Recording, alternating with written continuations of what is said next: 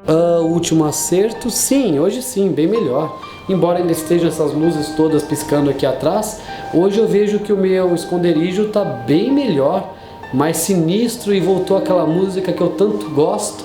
Enquanto o meu clone ele termina de adiantar umas coisas ali para mim, eu vou continuar estudando então as inteligências artificiais, pensando agora na lógica fusa e na fusificação. Isso vai ser um passo importante para eu conseguir conquistar esses seres artificialmente inteligentes. Então é isso aí, vamos começar logo com esses experimentos que eu mal vejo a hora.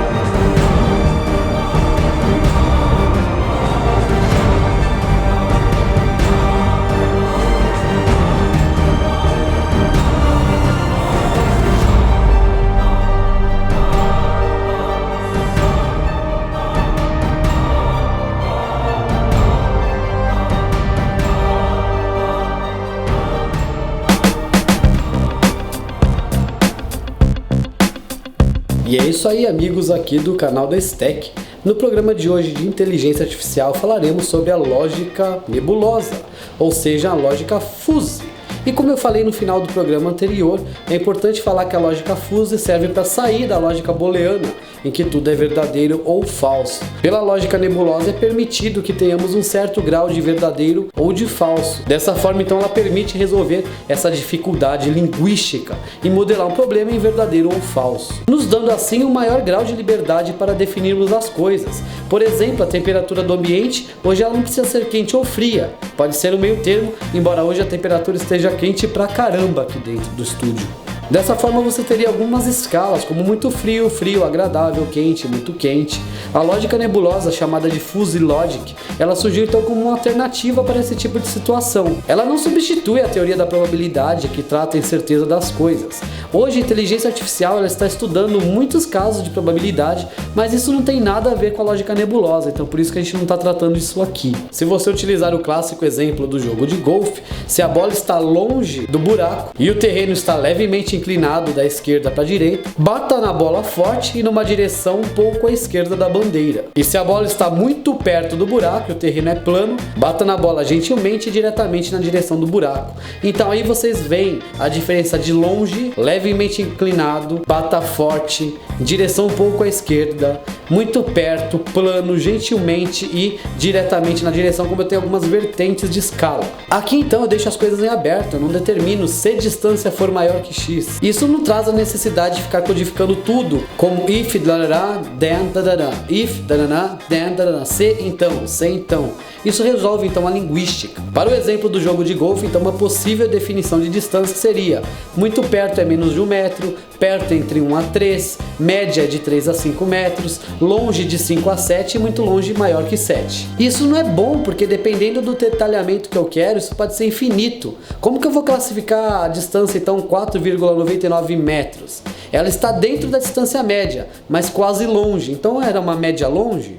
A lógica nebulosa então nos traz uma transição suave entre esses conjuntos. Ao invés de algo pertencer somente ao conjunto, do tipo se está perto ou longe, ela pode dizer que está mais para médio que para longe, por exemplo, 55% médio e 45% longe. A partir disso então a gente faz a inferência e facilita a lógica desse jogo. A lógica nebulosa surgiu em 1965 por Lotfisate.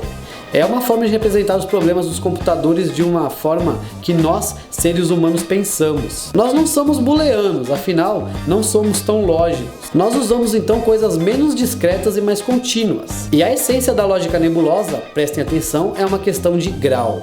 O grau de pertencimento.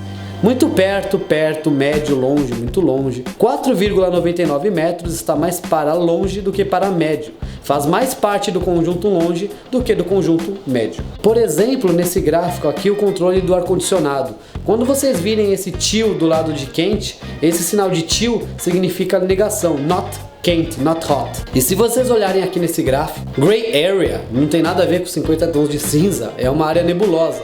A transição suave entre dois estados, conjuntos nebulosos. 15 graus com certeza é not quente, 30 com certeza é quente, mas 26 pode ser 40% não quente e 60% quente, e etc. Ou seja, não é completamente verdadeiro nem falso. O controlador do ar-condicionado booleano seria o bang-bang, que liga e desliga, liga e desliga. No nebuloso já se tem o controlador de termostato. Veja bem, então, nesse gráfico fica claro que a lógica nebulosa ela permite diferentes graus de verdadeiro e falso. A princípio, qualquer coisa que você represente com a lógica nebulosa, você também consegue representar na lógica booleana. Os tradicionalistas em lógicas, eles argumentam que a lógica booleana pode ser utilizada para representar as mesmas coisas. Vários atributos, temperatura do 21 ao 24, 25 ao 27, 27 a 30, 30 a 33, ou seja, fazer os intervalos ficarem cada vez menores. Com isso, o número de regras em um Rule Based System, que eu falei na aula passada, o RBS, é muito maior, 50 a 80%. E agora falarei então sobre o processo de inferência. Temos um CRISP, um valor claro. Por exemplo, o valor da temperatura hoje é de 28,6 graus. Quem dera, tá bem mais quente. Eu pego esse valor e transformo. Faço a fusificação, que é o processo então que transforma esse valor claro em abstrato e em um grau de pertencimento dos conjuntos.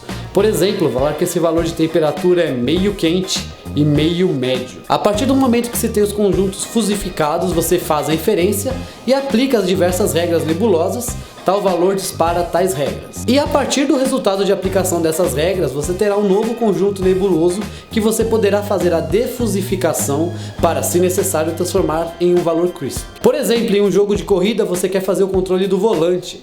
Você tem um sensor que dá uma distância em metros e um ângulo em graus do carro da frente. Eu transformo a distância em metro para um conjunto booleano para saber se ele está perto, longe, muito perto, etc. Os ângulos eu transformo em um conjunto booleano para saber se está mais à esquerda, à direita, muito à esquerda, um pouco à direita. E assim eu terei regras nebulosas da seguinte forma: se o adversário está perto e o ângulo é muito à esquerda, vire um pouco o volante à direita. Se está perto e em frente, vire muito à direita. Esse resultado é um conjunto então nebuloso. Depois então eu teria que fazer a defusificação para transformar esse vire muito à direita, vire um pouco à direita em um conjunto de graus que fará o carro andar.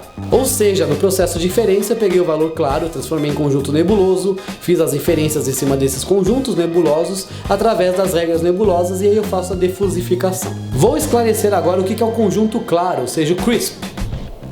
Vou dar um exemplo de CRISP. Em um universo U, os números inteiros entre 1 e 15, pares tenho 2, 4, 6, 8, 10, 12, 14, ímpares eu tenho 1, 3, 5, 7, 9, 11, 13, 15, por exemplo. Então eu posso dizer que o 2 pertence aos pares, o 3 pertence aos ímpares, e aí eu tenho as operações união, interseção e o complemento. O conjunto CRISP ele não é adequado em diversas situações práticas, como por exemplo o teste de QI.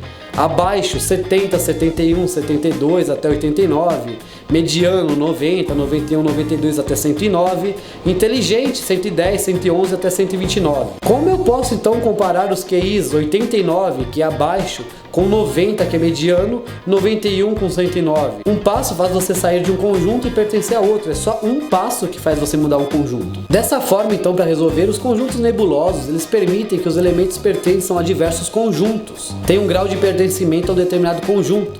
E aí temos os partial memberships. Por exemplo, 89 é meio abaixo, meio na média. E aí falaremos sobre as membership functions, em que eu transformo uma entrada CRISP em uma entrada nebulosa. Transformo o valor absoluto em conjunto em grau de pertencimento ao conjunto. E as funções irão indicar o grau daquela entrada para um determinado conjunto nebuloso.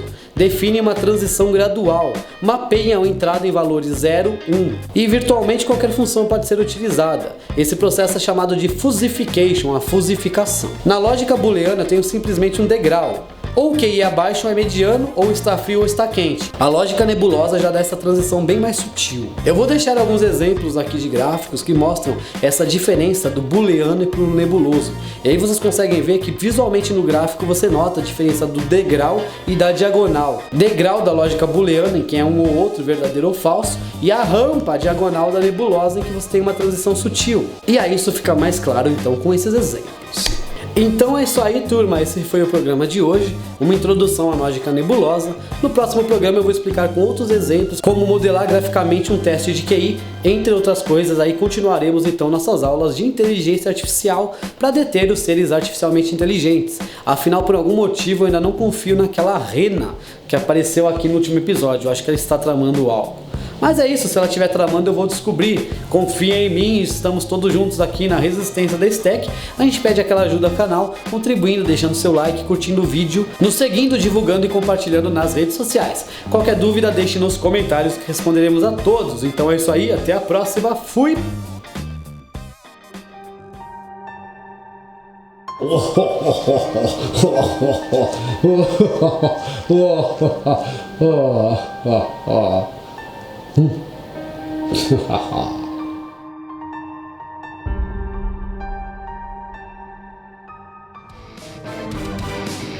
E pedimos sempre que deem aquela contribuição ao canal, se inscrevendo, curtindo o vídeo e deixando seu like. Procure na playlist pelos vídeos para você ver os conteúdos com maior organização e nos siga sempre nas redes sociais. Deixe sempre nos comentários suas sugestões e recomendações, porque esse programa é personalizado e faremos um conteúdo com a sua cara.